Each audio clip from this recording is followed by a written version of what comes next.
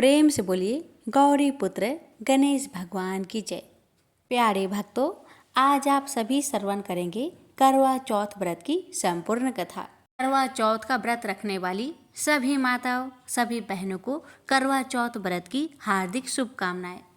करवा चौथ का व्रत कार्तिक महीने के कृष्णा पक्ष की चतुर्थी तिथि को रखा जाता है।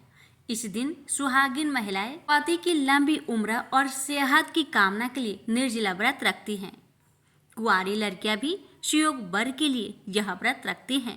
इस व्रत को रखने से पति का उम्र बढ़ता है और साथ ही इस व्रत के शक्ति से पति को हर संकट से बचाया जा सकता है। इस व्रत को रखने से महिलाओं को सौभाग्य की प्राप्ति होती है और उनका वैवाहिक जीवन सुखमय बना रहता है। तो आइए प्यारे भक्तों, हम श्रवण करते हैं कथा की शुरुआत करेंगे प्रथम पूज्य गणेश जी भगवान के साथ। करवा चौथ की व्रत कथा सुनने से पहले अपने हाथों में 13 गेहूं के दाने रख ले और फिर कथा को श्रवण करें। कथा श्रवण करने के बाद करवे पर हाथ फेरकर अपनी सासू माँ के पैरों में पड़कर करवा उनको दे दे। प्रेम से बोलिए हर हर महादेव, माता पार्वती की जय, गौरी गणेश की जय, करवा चौथ माता की जय। एक समय की बात है, एक भाई बहन रहते थे। बहन का नियम था कि वह अपने भाई का चेहरा देखे ही खाना खाती थी। हर रोज वह सुबह उठती थी और जल्दी जल्दी सारा काम करके अपने भाई का मुंह देखने के लिए उसके घर जाती थी। एक दिन रास्ते में एक पीपल के नीचे गणेश जी की मूर्ति रखी थी। उसने भगवान के सामने हाथ जोड़कर कहा कि मेरे जैसा अमर सुहाग और मेरे जैसा अमर पिहर सबको दीजिए। यह कहकर वह आगे बढ़ जाती है। जंगल के झाड़ियों के कांटे उसके पैरों में चुभा करते जाते थे। एक दिन भाई के घर बहन पहुंची और भाई का मुख देखकर बैठ गई तो भाभी ने पूछा, पैरों में क्या हो गया है? यह सुनकर उसने भाभी को जवाब दिया कि रास्ते में जंगल के झाड़ियों के गिरे हुए कांटे पाँव में चुभ गए हैं। जब वह वापस अपने घर आ जाए तब भाभी ने अपने पति से कहा कि रास्ते को साफ करवा दो, आपकी बहन के पाँव में बहुत सारे कांटे चुभ गए हैं। भाई ने तब कुल्हाड़ी लेकर सारी झाड़ियों को काटकर रास्ता साफ कर दिया, जिससे गणेश जी का स्थान भी वहाँ से हट गया। यह देखकर भगवान गुस्सा हो गए और उसके भाई के प्राण हर लिए। लोग अंतिम संस्कार के लिए जब भाई को ले जा रहे थे तब उसकी भाभी रोते हुए लोगों से कही, थोड़ी देर रुक जाओ, उसकी बहन आने वाली है, वह अपने भाई का मुख देखे बिना नहीं रह सकती, उसका यह नियम है। तब लोगों ने कहा, आज तो देख लेगी पर कल कैसे देखेगी? रोज दिन की तरह बहन अपने भाई का मुंह देखने के लिए जंगल में निकली। तब जंगल में उसने देखा कि सारा रास्ता साफ किया हुआ है। जब वह आगे बढ़ी तो उसने देखा कि सिद्धि विनायक को भी वहाँ से हटा दिया गया है। तब उसने जाने से पहले गणेश जी को एक अच्छे स्थान पर रखकर उन्हें स्थान दिया और हाथ जोड़कर बोली, भगवान मेरे जैसा अमर सुहाग और मेरे जैसा अमर पिहर सबको देना। और फिर बोलकर आगे निकल गई। भगवान तब सोचने लगे, अगर इसकी नहीं सुनी तो हमें कौन मानेगा, हमें कौन पूजेगा? तब सिद्धि विनायक ने उसे आवाज़ दी, बेटी इस खेजड़ी की 7 पत्तियां लेकर जा और उसे कच्चे दूध में घोलकर भाई के ऊपर छींटा मार देना, वह उठकर बैठ जाएगा। यह सुनकर जब बहन पीछे मुड़ी तो वहाँ कोई नहीं था। फिर वह यह सोचने लगी कि ठीक है, जैसा सुना वैसा कर लेती हूँ। फिर वह 7 खेजड़ी की पत्तियाँ लेकर अपने भाई के घर पहुँची। उसने देखा वहाँ कई लोग बैठे हुए हैं। भाभी बैठी रो रही है और भाई की लाश रखी है। तब उसने उस 7 पत्तियों को बताए हुए नियम के तहत भाई के ऊपर इस्तेमाल किया। तब भाई उठकर बैठ गया। भाई बोला बहन से, बोला मुझे बहुत ही गहरी नींद आ गई थी। तब बहन बोली यह नींद किसी दुश्मन को भी ना आए, और उसने सारी बात अपने भाई को बता दी। तो मान्यता के अनुसार ये है गणेश जी की चमत्कारी कथा। प्रेम से बोलिए गणेश भगवान जी की जय हो। करवा चौथ की कहानी। देवी करवा अपने पति के साथ तुंगभद्रा नदी के पास रहती थी। एक दिन करवा के पति नदी में स्नान करने गए तो एक मगरमच्छ ने उनका पैर पकड़ लिया और नदी में खींचने लगा। मृत्यु करीब देखकर करवा के पति करवा को पुकारने लगे। करवा दौड़कर नदी के पास पहुंची और पति को मृत्यु के मुख में ले जाते मगर को देखा। करवा ने तुरंत एक कच्चा धागा लेकर मगरमच्छ को एक पेड़ से बांध दिया। करवा के अस्तित्व के कारण मगरमच्छ कच्चे धागे में ऐसा बंधा कि टस से मस नहीं हो पा रहा था। करवा के पति और मगरमच्छ दोनों के प्राण संकट में फंसे थे। करवा ने यमराज को पुकारा और अपने पति को जीवन दान देने और मगरमच्छ को मृत्यु दंड देने के लिए कहा। यमराज ने कहा मैं ऐसा नहीं कर सकता क्योंकि अभी मगरमच्छ की आयु शेष है और तुम्हारे पति की आयु पूरी हो चुकी है। क्रोधित होकर करवा ने यमराज से कहा अगर आपने ऐसा नहीं किया तो मैं आपको श्राप दे दूंगी। सती के श्राप से भयभीत होकर यमराज ने तुरंत मगरमच्छ को यमलोक भेज दिया और करवा के पति को जीवन दान दिया। इसलिए करवा चौथ के व्रत में सुहागिन स्त्रियां करवा माता से प्रार्थना करती है कि हे करवा माता, जैसे आपने अपने पति को मृत्यु के मुख से वापस निकाल लिया वैसे ही मेरे सुहाग की भी रक्षा करना। करवा माता की तरह सावित्री ने भी कच्चे धागे से अपने पति को बट वृक्ष के नीचे लपेट कर रखा था। कच्चे धागे में लिपटा प्रेम और विश्वास ऐसा था कि यमराज सावित्री के पति के प्राण अपने साथ लेकर नहीं जा सके। सावित्री के पति के प्राण को यमराज को लौटाना पड़ा और सावित्री को वरदान देना पड़ा कि उनका सुहाग हमेशा बना रहेगा और लंबे समय तक दोनों साथ रहेंगे। प्रेम से बोलिए गणेश भगवान की जय, करवा चौथ माता की जय। प्यारे भक्तों, अब श्रवण करें अखंड सौभाग्य प्रदान करने वाली वट सावित्री व्रत कथा। भद्र देश के एक राजा थे जिनका नाम अश्वपति था। भद्र देश के राजा अश्वपति के कोई संतान न थी। उन्होंने संतान की प्राप्ति के लिए मंत्र उच्चारण के साथ प्रतिदिन 1,00,000 आहुतियां दी। 18 वर्षों तक यह क्रम जारी रहा। इसके बाद सावित्री देवी ने प्रकट होकर वर दिया कि राजन, तुझे एक तेजस्वी कन्या पैदा होगी। सावित्री देवी की कृपा से जन्म लेने के कारण से कन्या का नाम सावित्री रखा गया। कन्या बड़ी होकर बेहद रूपवान हुई। योग वर न मिलने की वजह से सावित्री के पिता दुखी थे। उन्होंने कन्या को स्वयं वर तलाशने भेजा। सावित्री तपोवन में भटकने लगी। वहां साल्व देश के राजा धूम्रसेन रहते थे क्योंकि उनका राज्य किसी ने छीन लिया था। उनके पुत्र सत्यवान को देखकर सावित्री ने पति रूप में उनका वरण किया।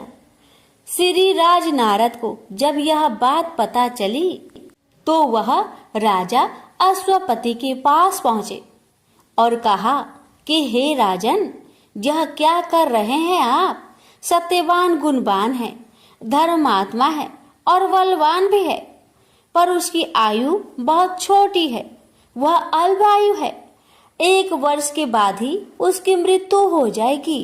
ऋषिराज नारद की बात सुनकर राजा अश्वपति घोर चिंता में डूब गए। सावित्री ने उनसे कारण पूछा तो राजा ने कहा, पुत्री, तुमने जिस राजकुमार को अपने वर के रूप में चुना है वह अल्प आयु है। तुम्हें किसी और को अपना जीवन साथी बनाना चाहिए। इस पर सावित्री ने कहा कि पिताजी, आर्य कन्याएं अपने पति का एक बार ही वरण करती है, राजा एक बार ही आज्ञा देता है और पंडित एक बार ही प्रतिज्ञा करते हैं और कन्यादान भी एक ही बार किया जाता है। सावित्री हठ करने लगी और बोली, मैं सत्यवान से ही विवाह करूंगी। राजा अश्वपति ने सावित्री का विवाह सत्यवान से कर दिया। सावित्री अपनी ससुराल पहुंचते ही सास ससुर की सेवा करने लगी। समय बीतता चला गया। नारद मुनि ने सावित्री को पहले ही सत्यवान की मृत्यु के दिन के बारे में बता दिया था। वह दिन जैसे जैसे करीब आने लगा, सावित्री अधीर होने लगी। उन्होंने 3 दिन पहले से ही उपवास शुरू कर दिया। नारद मुनि द्वारा कथित निश्चित तिथि पर पितरों का पूजन किया। हर दिन की तरह सत्यवान उस दिन भी लकड़ी काटने जंगल चले गए। साथ में सावित्री भी गई। जंगल में पहुंचकर सत्यवान लकड़ी काटने के लिए एक पेड़ पर चढ़ गए। तभी उसके सिर में तेज दर्द होने लगा। दर्द से व्याकुल सत्यवान पेड़ से नीचे उतर गए। सावित्री अपना भविष्य समझ गई। सत्यवान के सिर को गोद में रखकर सावित्री सत्यवान का सिर सहलाने लगी। तभी वहां यमराज आते दिखे। यमराज अपने साथ सत्यवान को ले जाने लगे। सावित्री भी उनके पीछे पीछे चल पड़ी। यमराज ने सावित्री को समझाने की कोशिश की। यह विधि का विधान है, लेकिन सावित्री नहीं मानी। सावित्री की निष्ठा और पति परायणता को देखकर यमराज ने सावित्री से कहा, हे देवी, तुम धन्य हो, तुम मुझसे कोई भी वरदान मांगो। सावित्री ने कहा कि मेरे सास ससुर वनवासी और अंधे हैं, उन्हें आप दिव्य ज्योति प्रदान करें। यमराज ने कहा, ऐसा ही होगा, जाओ, आप लौट जाओ। लेकिन सावित्री अपने पति सत्यवान के पीछे पीछे चलती रही। यमराज ने कहा, देवी, तुम वापस जाओ। सावित्री ने कहा, भगवान, मुझे अपने पति देव के पीछे पीछे चलने में कोई परेशानी नहीं है। पति के पीछे चलना मेरा कर्तव्य है। यह सुनकर उन्होंने फिर से उसे एक और वर मांगने के लिए कहा। सावित्री बोली, हमारे सास ससुर का राज्य छीन गया है, उसे पुनः वापस दिला दे। यमराज ने सावित्री को यह वरदान भी दे दिए और कहा, अब तुम लौट जाओ। लेकिन सावित्री पीछे पीछे चलती रही। यमराज ने सावित्री को तीसरा वरदान मांगने को कहा। इस पर सावित्री ने 100 संतानों और सौभाग्य का वरदान मांगा। यमराज ने इसका वरदान भी सावित्री को दे दिया। सावित्री ने यमराज से कहा कि हे प्रभु, मैं एक पतिव्रता पत्नी हूँ और आपने मुझे पुत्रवती होने का आशीर्वाद दिया है। यह सुनकर यमराज को सत्यवान के प्राण छोड़ने पड़े और यमराज अंतर्ध्यान हो गए और सावित्री उसी वट वृक्ष के पास आ गई जहाँ उसके पति का मृत शरीर पड़ा था। सत्यवान जीवित हो गया और दोनों खुशी खुशी अपने राज्य की ओर चल पड़े। दोनों जब घर पहुंचे तो देखा कि माता पिता को दिव्य ज्योति प्राप्त हो गई है। इस प्रकार सावित्री सत्यवान चिरकाल तक राज्य सुख भोगते रहे। प्रेम से बोलिए सावित्री माता की जय। एक बार की बात है, एक नगर में एक लुहारा नाम का एक व्यक्ति अपने पत्नी के साथ रहता था। उसकी पत्नी अत्यंत पतिव्रता और धर्म परायण थी। वह हर पूजा पाठ किया करती थी। इस बार उसने करवा चौथ का व्रत रखा था और पूरे दिन निर्जला रहकर उपवास किया। उसके पति को किसी कारणवश जंगल में जाना पड़ा और जंगल बहुत घना था। इस कारण लुहारा का पैर एक विषधर सांप पर पड़ गया और सांप क्रोध में आकर लुहारा को डस लिया। से वह लुहारा अचेत होकर धरती पर गिर पड़ा। लुहारा की पत्नी को इस बात का आभास हो गया कि उसका पति कोई बड़ी मुसीबत में है। बेचारी दौड़ी दौड़ी जंगल की तरफ दौड़ पड़ी और बहुत ढूंढने के बाद उसने देखा कि उसका पति धरती पर बेहोश पड़ा था। उसने अपनी श्रद्धा और विश्वास के साथ करवा माता का आह्वान किया और अपने पति के जीवन की रक्षा करने की प्रार्थना की। उसकी भक्ति से करवा माता प्रसन्न हुई और उन्होंने नाग देवता को आदेश दिया वे उस विषधर का विष वापस ले ले। नाग देवता ने करवा माता के आदेश का पालन किया और लुहारा के शरीर से विष को समाप्त कर दिया। इसके बाद लुहारा को होश आ गया और वह पूरी तरह से स्वस्थ हो गया। इस प्रकार करवा चौथ व्रत ने लुहारा की पत्नी को अपने पति के जीवन की रक्षा करने का सामर्थ्य प्रदान किया। कहते हैं कि करवा चौथ के व्रत को श्रद्धापूर्वक करने और कथा श्रवण करने से स्त्रियों को अखंड सौभाग्य और पति की लंबी आयु का आशीर्वाद प्राप्त होता है। प्रेम से बोलिए करवा माता की जय। हर व्रत के कथा के साथ पढ़ी और सुनी जाने वाली लपसी तपसी की कहानी। एक लपसी था, एक तपसी था। तपसी हमेशा भगवान की तपस्या में लीन रहता था। लपसी रोजाना 1.25 सेर की लपसी बनाकर भगवान का भोग लगाकर जीम लेता था। एक दिन दोनों लड़ने लगे।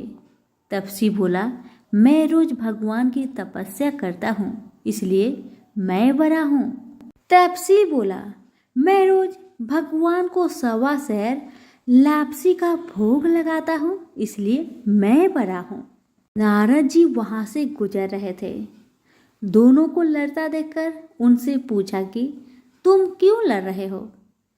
तपसी ने खुद के बड़ा होने का कारण बताया और लपसी ने अपना कारण बताया। नारद जी बोले, तुम्हारा फैसला मैं कर दूंगा। दूसरे दिन लपसी और तपसी नहाकर अपनी रोज की भक्ति करने आए तो नारद जी ने छुपकर 1.25 करोड़ की एक एक अंगूठी उन दोनों के आगे रख दी। तपसी की नजर जब अंगूठी पर पड़ी तो उसने चुपचाप अंगूठी उठाकर अपने नीचे दबा ली।